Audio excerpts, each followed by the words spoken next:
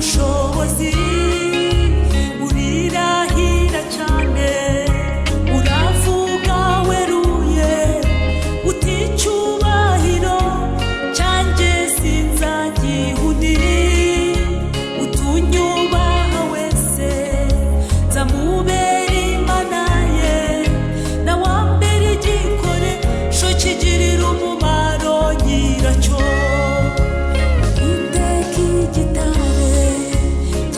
kidukigira ufite imbaraga nyinshi n'ubushobozi urirahira cyane uravuga weruye uticyubahiro cyanjye sinzagihundi utunyubaha wese nzamubera imana ye na wambere igikore kigirira umumaro nyiracyo kuko yanguza karagata nicyo nanjye nzamukiriza nzamushyira hejuru kuko yamenye izina ryanjye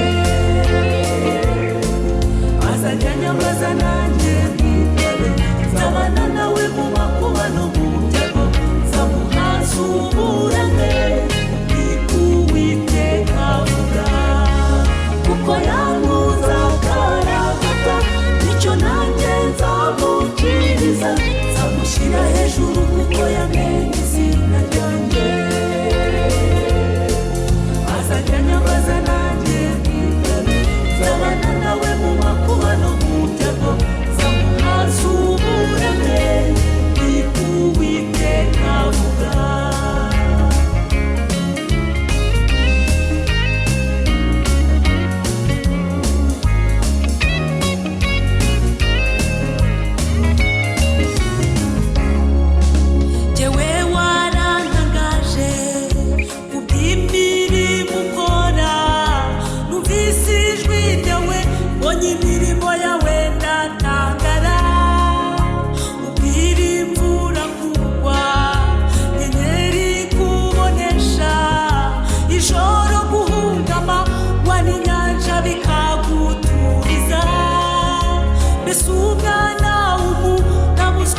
kugucira bugufi jewe warantangaje kubw'imirimo ukora numvise ijwi ryawe mbonye imirimo yawe ndatangara ubwira imvura kugwa inyenyeri kubonesha ijoro guhungama wa n'inyanja bikaguturiza mbese umwana ntabuzwa n'iki kugucira bugufi kuko yangu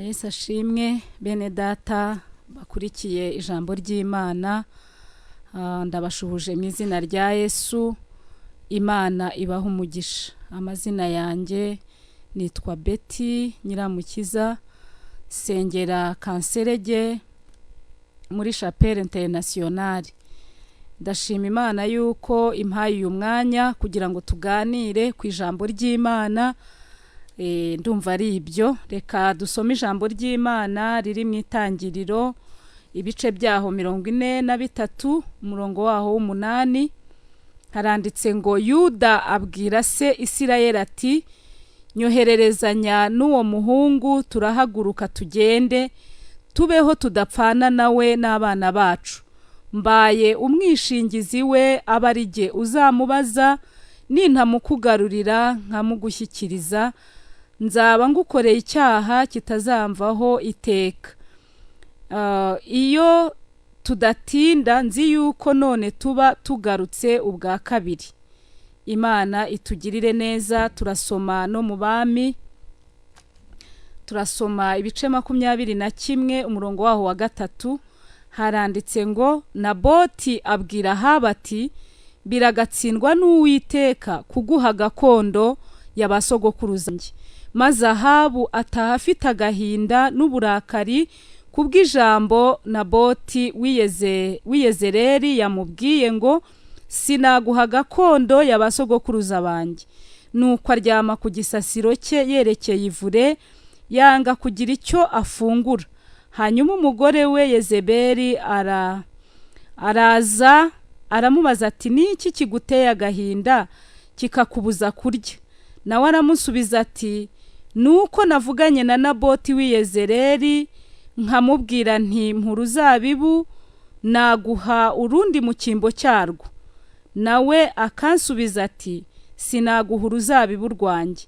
Umugore we Yezebeli aramubwira ati dorere ntutegeka ubwami bwa Isirayeli, byuka ufungure ushira agahinda, nige uzaguha urwo ruzabibu rwa Naboti w'i Yezereli.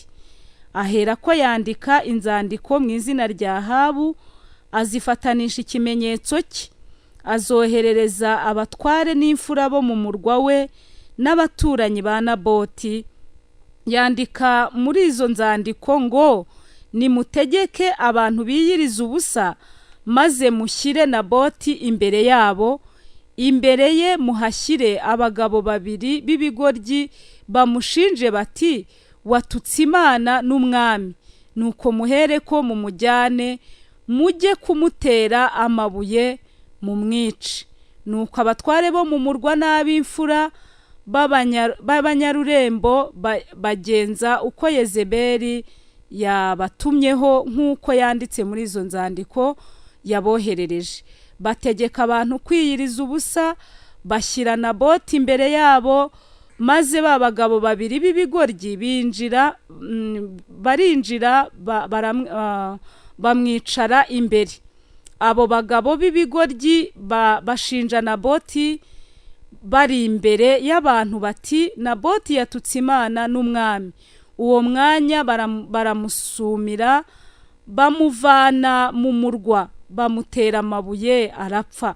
Bahera ko batuma kuri Yezebeli ko Naboti bamuteye amabuye bakamwica.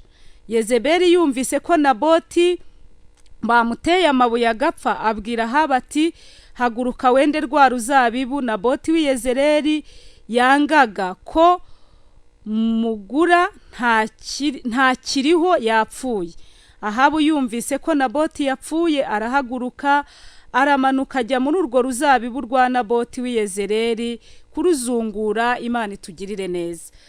Aya magambo ni menshi ariko kandi afite icyo avuze. Tubanje gusoma inkuru z'umugabo witwa Yozefu.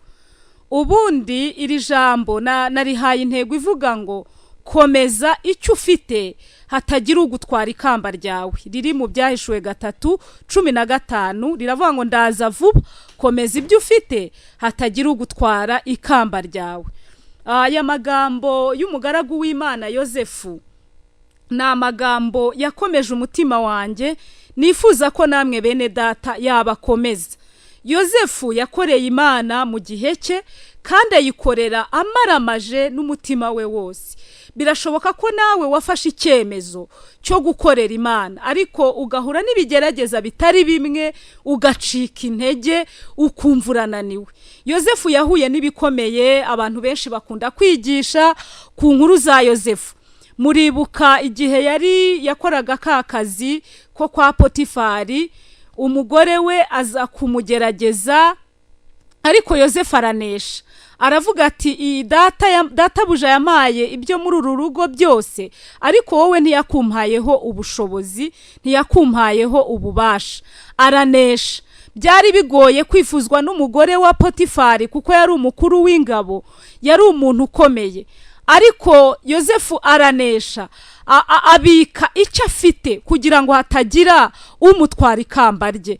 Erega iyo Satani arimo kwingingira kugwa, arimo kwingingira gukora icyaha, arimo kwingingira gusiga ubugingo, nta kindi abashaka, abagira ngo akwambure ikamba ry'ubugingo cyangwa akwambure ubugingo buhoraho. Nk'uko tubizi, Imana irema umuntu, yamuremye nk'umuntu uzayubaha, akayikorera, akera imbuto, akajya yihimbaza, akayiririmbira. Ariko Satani, umwanzi w'ibihe, umwanzi w'ibyiza, aza gushuka abakurambere bacu aribo Adamu na Eva bakora icyaha. icyo cyaha rero cyarakomeje, ni nayo mpamvu cyageze no kuri Yozefu. Satani aramushuka, amwereka inyungu agiye kubona. Reka nkubwire muvandimwe, iyo Satani arimo yataka ubugingo bwawe, akwereka inyungu ugiye kubona, akwereka ibyiza ugiye kwinjiramo. Ariko mwibuke ko Yesu igihe bamugeragezaga yaravuze ngo handitswe ngo, igihe bamubwiraga ngo namanuke, ngo abamarayika b'Imana baramusama igihe yari ihekaru, ariko aravuga ngo handitswe ngo aneshesha ijambo ry'Imana.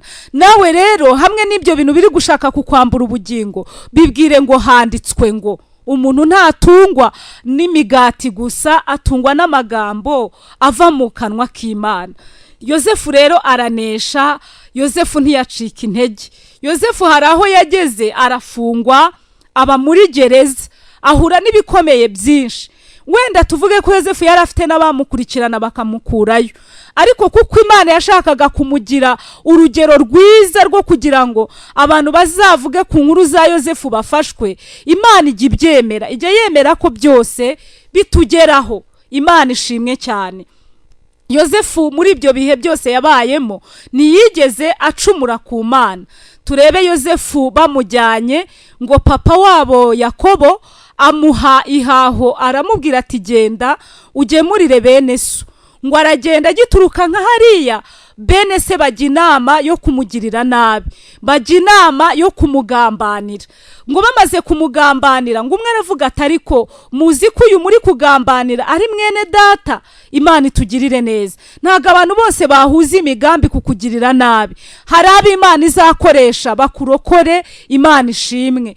Yozefu ngo barangije baramufata, umwe aravuga ati aho kugira ngo tumwice, ahubwo mureke tumujugunye hano muri uru rwobo, cyangwa se tumugurishe. Ngo bajya inama yo kumugurisha n'Abayishimayeli, baramugurisha. Imana irabyemera. Ibyo bintu byose ucamo ari igihe Imana ibyemera kugira ngo ikurengere, igucure uvemo umeze nk'izahabu. Erega abantu ntibakwiriye guhora bavuga ngo Imana ibakize ibigeragezo gusa, ahubwo bakwiye no kwiga gukizwa bari no muri ibyo bigeragezo. Imana itugirire neza, kandi byose birashoboka. Yozefu yabikiranutsemo. Ngo baramufata bamujugunya mu mwobo, baramukubita, baza kugeraho bafata ihene barayica, ngo bafata amaraso y'ihene bayasiga umwenda wa Yozefu. Imana iturengere. Barangije ibyo byose bamukoreraga, Imana niturengere bene data. Ntabwo Yozefu yigeze ateshuka, nubwo bafashe ikanzu ye bayisiga amaraso y'ihene. Barangije babwira papa we Yakobo ngo Yozefu yapfuye, ariko ntabwo ari Yozefu wari wapfuye. Haleluya! Imana yari yamurinze, Imana yari yamurengeye. Uko niko nawe Imana igiye kugutabara, uko niko nawe Imana igiye kukurengera, ikagukura muri ayo makuba, ikagukura muri ako kagurimo. Imana itugirire neza cyane. Yakobo rero agira umubabaro, ngo akora ikiriyo, aravuga ati kweri umwana wanjye arapfuye. Kumbi bakoze ikiriyo cy'ihene, Yozefu yari muzima. Yozefu ntabwo yari yapfuye. Mugambi w'Imana wahagaze kuri Yozefu. Bariya bene se bamugirira nabi, nta kindi kintu barwanaga nacyo. Bagira ngo bazarebane na karosi n'inzozi ze, ngo inzozi ze zitazasohora. Ariko nta kintu na kimwe cyahindura umugambi w'Imana ku buzima bwawe. Icyo Imana yagambiriye kuri wowe izagikora, kuko ni Imana yo kwizerwa. Haleluya! Nubwo waca mu muriro waka, nubwo waca mu bikomeye byinshi, nubwo nawe wahura n'ibikugora n'akagambane ka Satani, Imana izakurinda, kuko Imana ifite imbaraga. Haleluya! Yozefu kuko yagerageje kwitwara neza mu kigeragezo cye, Imana iramurengera. Muribuka Yozefu aho yaje kugeraho, agera ibwami, aba premier ministre wa kiriya gihugu cya Egiputa muri icyo gihe cyabo. Imana iramutabara. Yozefu rero ari muri ibyo bihe nabwo yakomeje kubaha Imana. Za nzozi yarose rero, ngo abone ukwezi n'inyenyeri byikubita imbere ye, byaje gusohora. Bene se baza guhaha, bafata indogobe baragenda, Yakobo arabohereza. Ariko mwibuke ko bari bazi ko Yozefu yapfuye byarangiye. Yakobo rero aza kubabona. Tekereza nawe, Imana igucishije nko mu bintu nk'ibyo Yozefu yaciyemo. Ese ubwo wowe wakwihangana ugahahira bene so? Imana itugirire neza. Yozefu Imana imuha umugisha, yaranesheje, ngo atungutse nka hariya arabamenya, abona ko ari bo baje guhaha. Yozefu arangije arababaza ngo muturutse hehe? Baramubwira. Arangije ababaza ngo ubundi mwari bangahe? Muri bangahe iwanyu? Baratangira bati urabona twari 12, umwe inyamaswa y'inkazi yaramuriye, n'ikiriyo twaragikuye. Imana itugirire neza. Batangira kubeshya kandi ari Yozefu nyir'ubwite bari kubwira. Ese ubwo tekereza ari wowe wakwihangana nka Yozefu? Yozefu yaranesheje pe, nta nubwo yigeze agira kamere ngo avuga ati none se aba bashatse kunyica, none bageze hano, reka nanjye mbihimureho. Imana itugirire neza. Ibyo byose byahigaga Yozefu kwari ukugira ngo bimwake ubugingo, kwari ukugira ngo aneshwe, ariko arakomera. Ndakwifuriza nawe gukomera muri icyo kibazo, gukomera muri icyo kigeragezo, gukomera muri ibyo biri kuguhiga. Imana itugirire neza cyane. Yozefu arihangana, Yozefu aranesha. Yozefu ntiyigeze acika intege cyangwa ngo acibwe intege n'ibigeragezo yari aciyemo. Yaravuze ati niba Imana ibyemeye, Imana ni data, irampa n'imbaraga zo kubirenga. Haleluya. Ukwiriye kunesha mu izina rya Yesu, ukwiriye kwambara imbaraga, ukwiriye gukomeza icyo ufite. Icyo ufite ni iki? Ni agakiza. Imana itugirire neza. Haraho nasomye mu Migani ibice byaho 23 havuga ngo komeza ibyo ufite hatagira ugutwara ikamba ryawe. Ni ibice 4, Imigani ibice 4 umurongo waho wa 23 haravuga ngo komeza, ngo rinda umutima wawe kuruta ibintu byose birindwa. Imana nidutabare. Mu by'ukuri Yozefu iyo aza gucika intege ntabwo yari burinde icyo Imana yari yarashyize muri we, ariko yarakomeye. Arongera arababaza ati harya mwari bangahe? Twari 12, umwe inyamaswa y'inkazi yaramuriye, n'ikiriyo twaragikuye. Imana itugirire neza. Ariko Yozefu ntiyagize kamere ngo avuga ati abangaba baravuga ko bakuye ikiriyo kandi ari njyewe. Ahubwo Yozefu aranesha, aravuga ati nibabafungurire, babaha ibintu byose mushaka. Haleluya. Buriya bishatse kuvuga iki?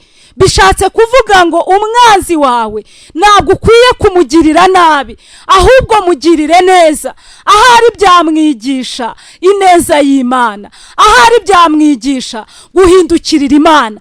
Kandi nubwo atanahindukira, wowe upfa kuba wubashye amategeko y'Imana. Imana idusure. Barabagaburira, babaha byose, baragenda. Baje no kugaruka ku nshuro ya 2, ariko aza kubabwira ati noneho nimugende, ndasigara na Simewoni umuvandimwe wanyu. Nimuzana uwo mwana wundi Benyamini wasigaye mu rugo, nzabaha Simewoni.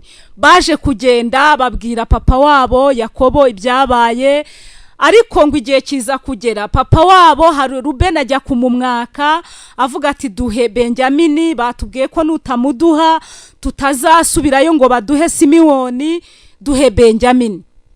Mwibuke ko Benyamini yari umuvandimwe wa Yozefu, niko gahererezi kari gahari.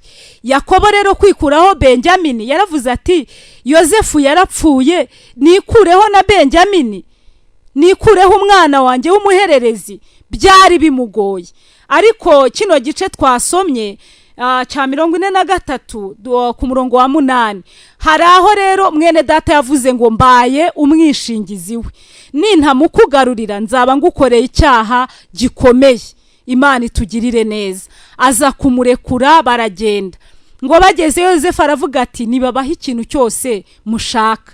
Ngo barabagaburira, babaha ibiryo. Ariko Yozefu arababwira ati nimugera kuri Benyamini mushyireho ikirundo kinini.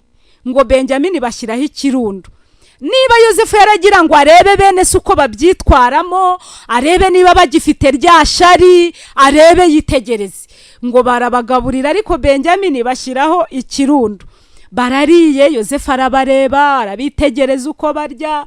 Ubwo ari wavugaga ati yuse kuki bamuhaye byinshi ntiwamenya. Ariko igihe kiza no kugera Yozefu arababwira ati noneho nibabahe n'ibyo gutahana bapakire indogobe zanyu, ngo barabapakirira. Ariko nanone avuga ati Benjamini mubigenze kwa kundi mushyiremo ibirutaho, ngo barabikora. Maze Yozefu abwira umukuru w'ibyo biryo watangaga iyo myaka, umuziritsi, aramubwira ati noneho ufate iki gikombe njya nyweraho ugishyire mu mufuka wa Benjamini, nibamara kugenda bageze nk'ara hirya ubakurikire, ubabwire uti ninde wibye igikombe cya databuja. Ngo maze abigenza gutyo. Bamaze kugenda arabakurikira, arababwira ati mwese muhagarare, databuja arabagirira neza akabagaburira akabaha byose, none mutwaye igikombe cye, ninde wibye igikombe cye? Ngo bashyira imifuka hasi. Umwe aravuga ati uwo mugisangana rwose mu mwice, noneho ibi ngibi byaba bikabije. Ngo barareba mu mifuka yabo, baga ya mbere bakiburamo, barareba kugeza ku baga ya nyuma ariyo ya Benjamini, bagipfundura igikombe kiba cyituye hasi. Barangije baravuga bati rero uyu muntu ufatanywe igikombe ni ukumwica. Umuziritsi aravuga ati rega uwibye igikombe mwese mureke dusubireyo, Imana iturengere cyane, Imana itugirire neza bene data. Ngo maze barareba ahantu hose bari bashatse kwifuza kureba, ariko Imana igira inzira zisaga 1000. Haleluya! Bwira icyo kibazo cyawe ngo umugambi w'Imana ntabwo uzemera ko nkorwa n'isoni. Umugambi w'Imana nuwo kugira ngo Imana ikwambutse iryo shyamba, Imana ikwambutse icyo kirere kikugose, Imana ikwambutse ibyo bigeragezo, Imana iturengere. Maze ngo baragenda, ngo baramubwira ngo udatabuja niwe uri bumenye uwibye igikombe uko amugenza. Ngo basubirayo, hanyuma Benjamini aramusigarana amenya uko amugenza. Databuja rero niwe uzamenya uko akugenza mwene data.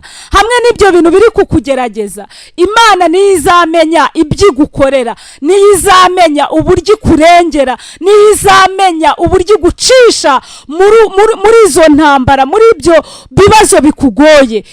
Ngo aramusigarana. Ndakwifuriza ko muri ibyo bigeragezo usigarana n'imbaraga z'Imana, usigarana na Yesu wakubambiwe, kuko we amenya uko akugenza. Imana itugirire neza cyane. Ibi byose ntibyari bishatse kumwambura uruzabiburwe. Imana iturengere. Twasomye rero hano mu Bami ba kabiri ibice 20 umurongo wa mbere kugeza kwa 3. Hariho umugabo witwaga Naboti. Uyu Naboti yari umukozi w'Imana. Ngo Naboti abwira Ahabu ati biragatsindwa n'Uwiteka kuguha gakondo y'abasogokuruza banjye. Naboti nawe yaranesheje. Naboti uyu Ahabu yashakaga kumwambura uruzabiburwe. Ureberera amayeri ya Satani. Yaramubwiye ngo nturuzabibu rwawe, nzaguha urundi ruzabibu ruruta rwa rundi. Imana itugirire neza. Ese niba yari afite urundi rwiza, kuki yashakaga uruzabibu rwa Naboti? Tutagiye kure muri aya magambo y'Imana ni menshi kandi araryoshye. Kuki Satani akunda gushuka abantu, akamubwira ati nubigenza gutya urabona ibi, akakubwira ati niwiba urahita ukira vuba wubaka inzu. Ariko Satani ntakwereke nanone ingaruka ziri mu kwiba, ntakwereke ko ushobora nanone gufatwa kandi ugapfa cyangwa ukanafungwa. Ahangaha rero Ahabu yashakaga gushuka Naboti. Aramubwira ati nakunze Naboti cyane, yaravuze ngo biragatsindwa n'Uwiteka. Dusomye ku murongo wa mbere aravuga ngo kandi hariho umugabo witwaga Naboti w'Iyezereli, yari afite uruzabibu i Yezereli hafi y'ibwami kwa Ahabu umwami w'i Samariya. Ahabu abwira Naboti ati mpa uruzabibu rwawe kugira ngo ndugire igihambo cy'imboga, kuko ari hafi y'urugo rwanjye. Nzaguha urundi ruzabibu ruruta ubwiza, cyangwa washakaga naguha ibiguzi byarwo ku ifeza. Naboti abwira Ahabu ati biragatsindwa n'Uwiteka kuguha gakondo y'abasogokuruza banjye. Imana itugirire neza. Ngo maze Ahabu ataha afite agahinda n'uburakari kubw'ijambo Naboti w'Iyezereli yamubwiye. Ntatinze muri aya magambo, ibi bintu birakomeye pe. Mu by'ukuri namwe mwibaze bavandimwe munkurikiye, wenda ushobora kuba uri mu Rwanda cyangwa uri hanze y'u Rwanda. Kubera iki Ahabu yikomezaga cyane ku ruzabibu rwa Naboti? Ngo ni hafi y'urugo rwe, ngo azarugire igihambo cy'imbogazi. Ese ko yumvaga ko afite urundi ruzabibu rwiza, kuki yashakaga kumuha ingurane? Imana itugirire neza. Nababwiye ngo intego iravuga ngo komeza icyo ufite. Haleluya. Hatagira ugutwara ikamba ryawe. Ni ukuvuga ngo icyo yashakaga kwari ukugira ngo amunyage ubugingo, amunyage icy'agaciro Imana yari yamuhaye. Imana yarakuremye igukunze mwene data, iguha ubugingo, iguha umubiri muzima. Satani arakugerageza, atuma umubiri wawe urwara, atuma uhura n'ibibazo muri urwo rugo wicayemo, atuma mu kazi uhorana intambara. Ariko ndagira ngo nkubwire ngo komeza icyo ufite, hatagira ugutwara ikamba ryawe. Byinshi bishaka kugutwara ikamba ryawe, ariko Imana nayo ntabwo iri kure yawe, iri hafi yawe kugira ngo iguhumurize, kugira ngo umutima wawe ukomere. Haleluya. Twabona ingero nyinshi. Twitegereze nanone na Morodekayi ari hariya ibwami, nawe yarageragejwe. Igituma Hamani yashakaga ko amupfukamira nabwo hari kwari kugira ngo Satani amucumuze, ariko Naboti aranesha. Imana ishimwe. Naboti aranesha. Morodekayi nawe hariya ku mwami Ahasuwerusi nawe aranesha. Ntabwo yaneshejwe. Ikintu Imana ishaka ni ukugira ngo ikuneshereze. Imana itugirire neza cyane. Dukomeje ano magambo, ngo hari n'igihe cyageze ngo haza abagabo babiri b'ibinyoma, ngo bajya gushinja Naboti ibinyoma. Ngo baragenda baramushinja ngo yatutse Imana n'umwami. Ibyo ni ibintu byari bikomeye cyane. Ngo maze umugore wa Ahabu arangije ahumuriza umugabo we, aramubwira ati humura, niba ari Ahabu, niba ari Naboti, uri umwami uyoboye igihugu cyose. Nta kuntu wavuga ngo yagututse. Ufite mu maboko yawe kumugenza nk'uko ushaka. Naboti baje kumugenza kuriya, aza no kugera igihe ava mu mubiri. Ariko ikintu nashimiye Naboti cyane, cyangwa nashima Imana ku bwa Naboti, nubwo yapfuye yakomeje icyo afite, ntago yigeze arekura ubugingo. N'ijambo ry'Imana riravuga ngo hahirwa abapfa bapfira mu mwami. Akenshi iyo abantu bageze mu ntambara zikomeye, mu bibazo by'ubu buzima, usanga bagize ubwoba, ugasanga umuntu aratinya ubukene, akaba yajya gusambana kubera gutinya, akaba yajya kwiba kubera gutinya ubuzima. Ariko hari ikintu twirengagiza, uyu mubiri twambaye ntabwo tuzagumamo. Hari igihe kizagera umuntu wese ave muri uyu mubiri, kuko ijambo ry'Imana riravuga ngo twese tuzahagarara imbere y'intebe y'imanza ya Kristo. Mwene data, urumva wowe uzahagarara niki imbere y'intebe y'imanza ya Kristo? Muri iyi si imanza zijya zibaho, abantu bagashobora kubura ku munsi w'urubanza, agatanga impamvu n'urugero, akavuga ati simboneka bitewe nuko wenda narwaye n'ibindi byinshi. Ariko mwibuke ko kuri uriya munsi w'urubanza rw'Uwiteka nta muntu uzatanga impamvu. Twese tuzahagarara imbere y'intebe y'imanza ya Kristo. Ndakugira inama yo gukomeza icyo ufite kugira ngo hatagira ugutwara ikamba ryawe. Kandi n'ijambo ry'Imana riravuga mu bice 3 mu Befeso ngo ibasha gukora ibiruta cyane ibyo dusaba. Iyo unambye ku Mana nayo igukorera ibiruta ibyo usaba. Haleluya. Mwene data, wibutse ahantu wanyuze, wibutse inzira yose urugendo rwawe, wasanga Imana itarakoze ibirenze.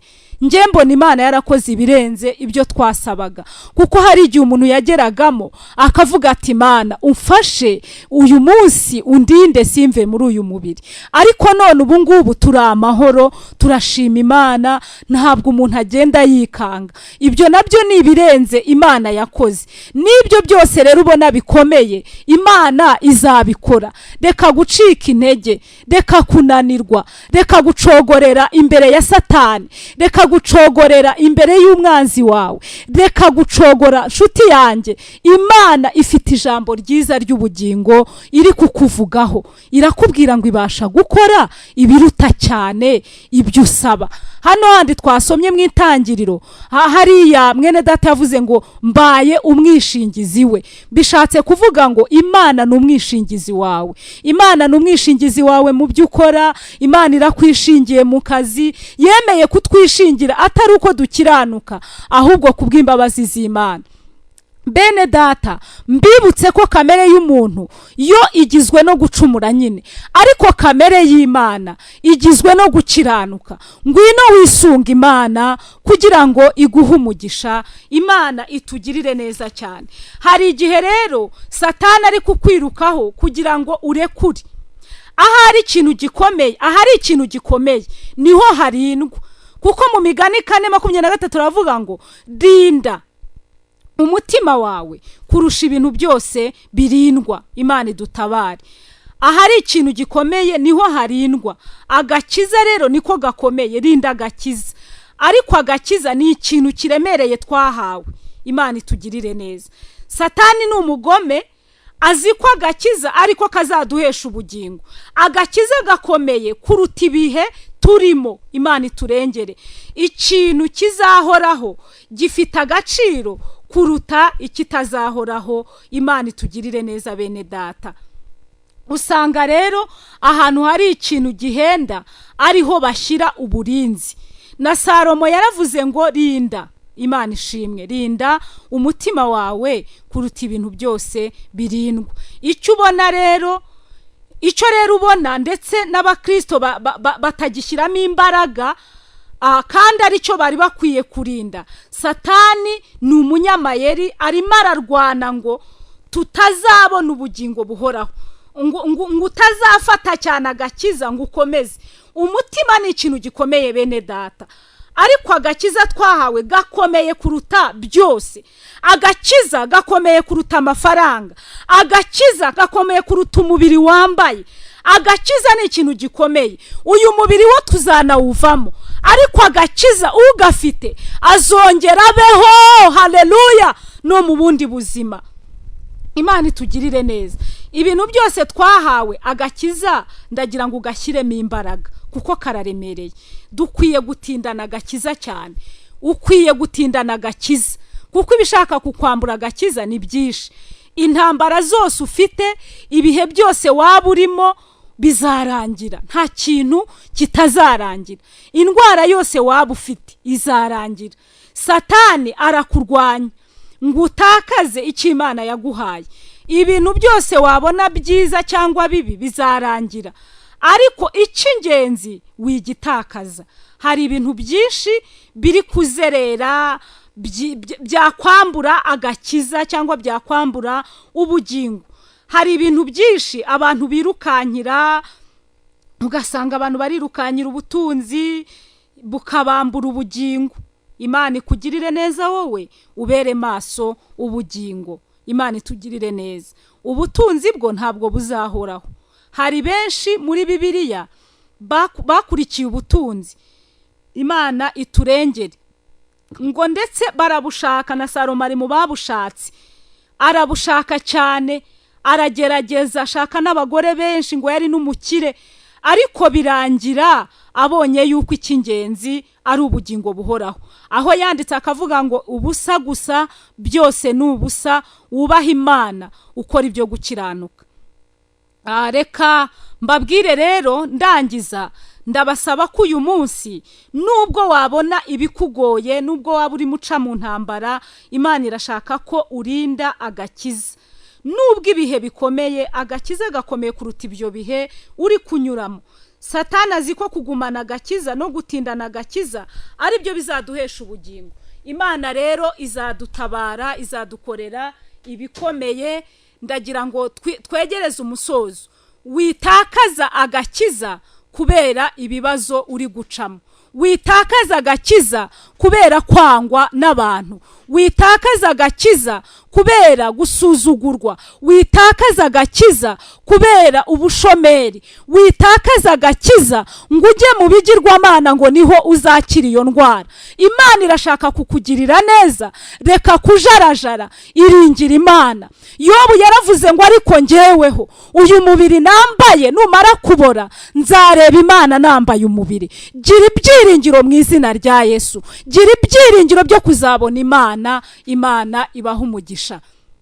Ndagira ngo rero soreze kuri aya magambo avuga ngo umuntu wese wumva twamufasha gusenga, akumva afite icyifuzo kimukomereye, akumva yari yanamutse yavuye mu nzira y'Imana, ndumva uyu ari umwanya mwiza wo kumufasha kugira ngo tumusengere, cyangwa se ukaba ukeneye ubundi bujyanama. Imana iduhana umugisha. Nasoza mbabwira ngo nimurinde imitima yanyu kuruta byose birindwa, kuko ariho by'ubugingo bikomoka. Mbibutse ko ibintu byose bizashira, ariko abiringiye Imana bo bafite uburinzi bukomeye, bafite ukuntu bazahoraho. Nubwo yapfa azongera abeho, niko ijambo ry'Imana rivuga. Ndagira ngo rero umuntu wumva twamusengera, uyu ni umwanya mwiza. Yeye anasikia.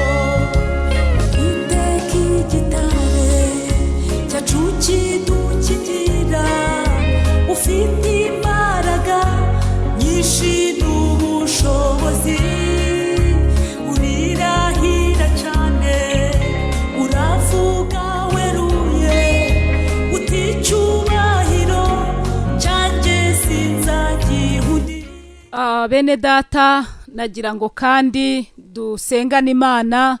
Ushobora kuba ufite ibyifuzo byinshi utabonye uko uvuga n'igihe kiba cyihuta, ariko reka mbahe nimero mwahamagaraho. Hano ni kuri radio Inkoramutima 078 8 nanone 8 146 27 07 83 146 27. Ushaka ubujyanama cyangwa wumva ushaka kwakira Yesu, waza guhamagara tukagufasha, nta kibazo. Niwo murimo twiyemeje. Kandi ushaka no kubatizwa nabyo wabikora, twagufasha. Reka rero dusenge. Ndabizi ko mufite ibyifuzo bitandukanye. Reka dusenge Imana iri jambo, dusenge umwuka w'Imana agumye kuri basobanurira. Mana data wa twese uri mu ijuru, dusengeye bene data na badamu n'abagabo n'abana n'abasore, turasenze kugira ngo ubatabare, bafite ibyifuzo bitandukanye, ariko cyane dusengeye ubugingo bwabo, kuko ijambo ryawe riratubwiye ngo turinde imitima yacu kuruta byose birindwa, kuko ariho iby'ubugingo bikomoka. Mu izina rya Yesu dusengeye umuntu wese wumvise iri jambo ry'Imana, yaba ahagaze mu gihe nk'icyo Yosefu yahagazemo, yaba ahagaze mu gihe nk'icya Naboti yahagazemo, yaba ahagaze nk'uko Yohana yari ahagaze, ariko mu izina rya Yesu Kristo rifite imbaraga, waravuze ngo uzakwiringira akakwizera uzamukorera ibiruta cyane ibyo atekereza. Fasha imitima y'abera, fasha imitima y'abakurikiye, fasha umuntu wese watanze umwanya we kugira ngo akurikirane ijambo ry'Imana, kandi iri jambo nirihindure imitima y'abantu, abantu bagere ku ntego. Urakoze Mwami, twavuga byinshi ariko dusengeye n'abarwayi kugira ngo ubakize mu izina rya Yesu. Abari bagiye mu biyobyabwenge, abari bagiye mu bapfumu gushakirayo ibisubizo, Mwami garura imitima yabo kandi ubereke ikimenyetso cy'ibyiza, ubakize kuko uri Imana. Dusengeye igihugu cyacu kugira ngo ugihe amahoro n'imigisha, ukirinde mu izina rya Yesu, kandi no muri ibi bihe bya COVID ukomeze gukiza abantu, ukomeze kubarengera, ukomeze kubatabara, abarwayi ubakize mu izina rya Yesu. Kiza isi Mwami, kuko ni wowe ufite umuti wo gukiza isi yose. Turagushimiye mu izina rya Yesu Kristo Umwami wacu, amen.